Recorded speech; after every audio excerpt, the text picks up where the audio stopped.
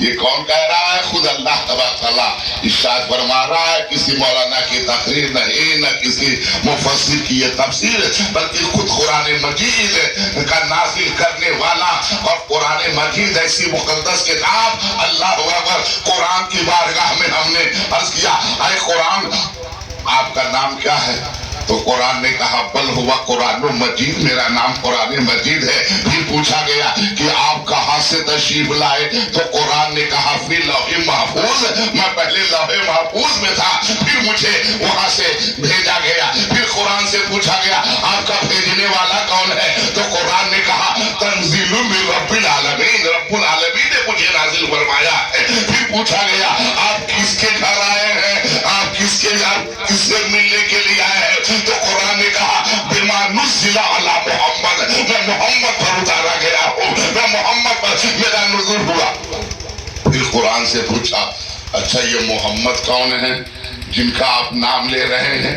تو قرآن نے کہا محمد الرسول اللہ، تم نہیں جانتے محمد ہی تو اللہ کے رسول ہیں، محمد صلی اللہ علیہ وسلم اللہ کے رسول ہیں۔ پھر ہم نے پوچھا اچھا یہ اتنا تو پتہ چل گیا کہ محمد رسول اللہ ہے، ان کی شان کیا ہے، ان کا مرتبہ کیا ہے؟ تو قرآن نے کہا وَلَسَوْفَ يُعْطِيكَ رَبُّكَ فَتَرْضَىٰ، ارے اس رسول کی شان یہ ہے کہ جو وہ چاہتے ہیں وہی ان کا رب چاہتا ہے، جو وہ چاہتے ہیں وہی خدا چاہتا ہے، اور خدا وہی چاہتا ہے جو مصطفیٰ چاہتا ہے۔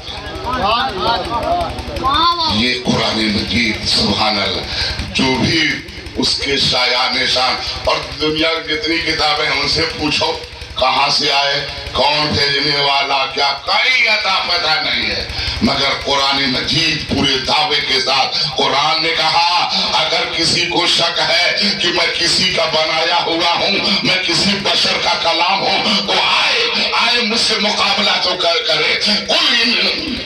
فرمایا ان کنتم فی ریب مما نزلنا علی عبدنا فأتوا بسورۃ من مثلہ، اگر کسی کو ہمارے کلام ربانی ہونے میں شک ہے، یعنی جس بندے پر میں اتارا گیا ہوں، تو میری چھوٹی سی سورت کا کوئی مثل لائے۔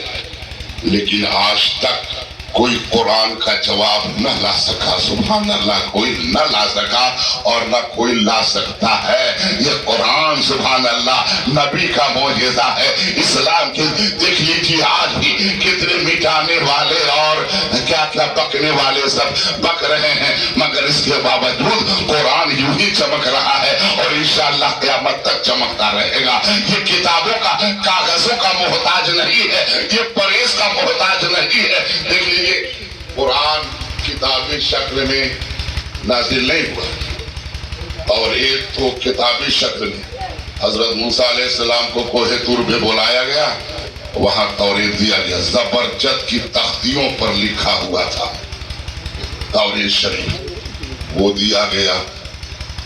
اچھا جتنی آسمانی کتابیں ہیں سب رمضان ہی میں اتری ہیں۔ 18 رمضان کو انجیل اتارا گیا، جی ہاں، 12 رمضان کو زبور اتارا گیا، 6 رمضان کو توریت اتارا گیا، اور 27 رمضان کو قرآن اتارا گیا۔ تو جتنی بھی آسمانی کتابیں ہیں، اب یہ رمضان کا مہینہ کتنا بڑا، ارے کوئی بیان ہی نہیں کر سکتا جناب، صرف قرآن کا تو نزول ہوا ہی ہے، مگر زبور، توریت، انجیل سب کا نزول اسی ماہ مبارک میں ہوا ہے، ماہ رمضان شریف۔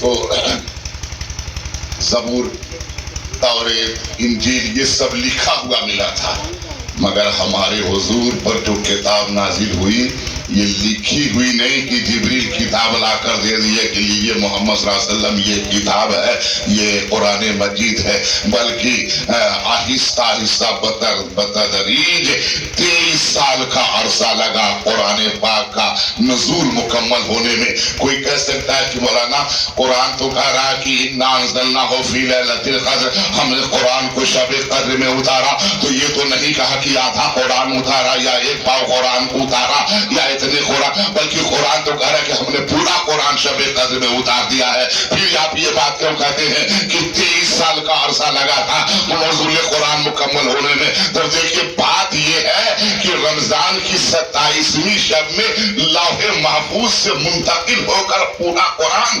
آسمانی دنیا پر اتارا گیا، آسمانی دنیا پہ بیت الشرف میں رکھا گیا، اور پھر جیسی ضرورت آن پڑتی رہی، جیسی ضرورت ہے رب تبارک تعالیٰ نے جب چاہا، جتنا چاہا، جہاں چاہا اپنے حبیب پر قرآن پاک کو نازل فرمایا۔ سبحان اللہ۔ تو پورا قرآن شب قدر ہی میں اتارا گیا، مگر دنیا میں نہیں، آسمانی دنیا پر بیت الشرف میں رکھا گیا، اور دنیا میں جب اللہ نے چاہا، جتنا چاہا، جہاں چاہا قرآن نازل فرمایا۔